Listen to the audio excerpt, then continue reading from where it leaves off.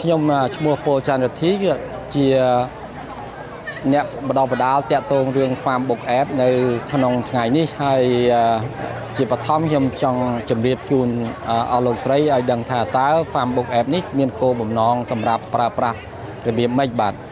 នៅពេលដែលយើងចាប់ផ្ដើមរៀបចំប្រព័ន្ធ Farm Book App នេះដោយសារយើងរកឃើញថានៅពេលដែលរាជរដ្ឋាភិបាលបាន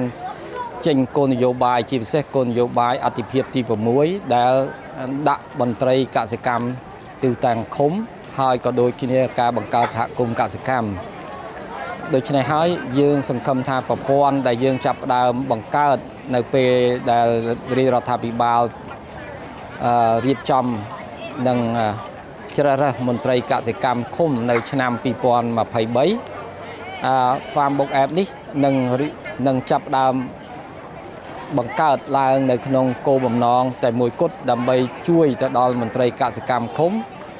ក្នុងការប្រមូលទិន្នន័យបែប Digital បាទហើយការប្រមូលទិន្នន័យតាមប្រព័ន្ធ Digital នេះវាមានលក្ខណៈកាត់បន្ថយយ៉ាងច្រើនហើយជាពិសេសព័ត៌មានទាន់ហេតុការណ៍ដែលមន្ត្រីកសិកម្មជុំបញ្ចូលទិន្នន័យនៅតាមឃុំគោលដៅរបស់ពួកគាត់ព័ត៌មាននេះនឹងបានភ្លាមទៅដល់ដៃរបស់អ្នកបច្ចេកទេសក៏ដូចនៅថ្នាក់ជាតិផងដែរបាទហើយបើយើងធៀបជាមួយនឹងការកត់ត្រាទៅតាមឯកសារដែលយើងប្រើប្រាស់ការពីទសវត្សរ៍មុនដែលយើងប្រើទៅតាមការកត់ត្រាដោយដៃប្រព័ន្ធនឹងការប្រមូលទិន្នន័យនេះមានភាពខុសគ្នាច្រើនណាស់បាទអញ្ចឹងវាជួយសម្រួលទី1បន្លាភាពទី2ធ្វើឲ្យការប្រមូលទិន្នន័យទាន់ពេលវេលាទាន់ហេតុការណ៍បាទ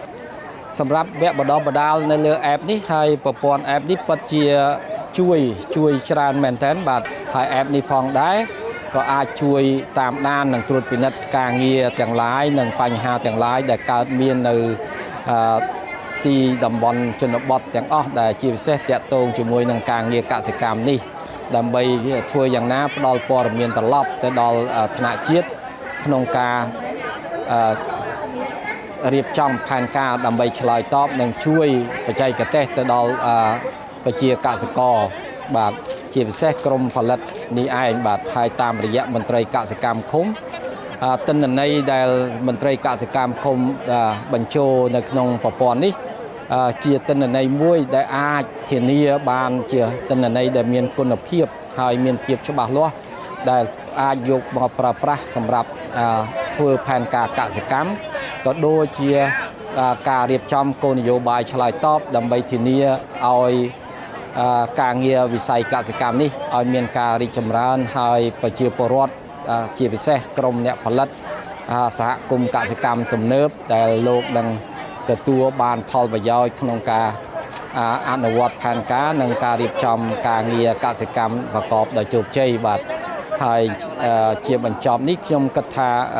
បាទការងារកសិកម្មទាំងឡាយដែលប្រើប្រាស់ប្រព័ន្ធ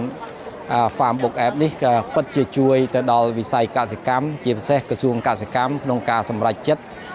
រៀបចំគោលនយោបាយក្តីរៀបចំបច្ចេកទេសក្តីនិងរៀបចំទីផ្សារក្តីដើម្បីធានាយ៉ាងណាឲ្យវិស័យកសិកម្មនៅប្រទេសកម្ពុជាបានរីកចម្រើនកាន់តែទាន់សម័យជាពិសេសប្រើប្រាស់ប្រព័ន្ធ Digital នេះក្នុងការដោះស្រាយបញ្ហាទាន់ពេលវេលាហើយក៏ជួយគ្រប់គ្រងទៅដល់មន្ត្រីកសិកម្មឃុំបង្កើតទំនាក់ទំនងគ្នាទៅលើប្រព័ន្ធនេះតាមរយៈការប្រមូលទិន្នន័យការជជែកវែកញែកតាម app នេះបាទអញ្ចឹងខ្ញុំសូមអរគុណហើយសង្ឃឹមថា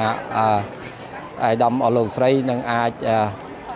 ពិនិត្យនិងចូលរួមបាទជំរុញធ្វើយ៉ាងណាឲ្យប្រទេសយើងប្រើប្រាស់ប្រព័ន្ធ Digital នេះបានច្រើនបាទសូមអរគុណបាទ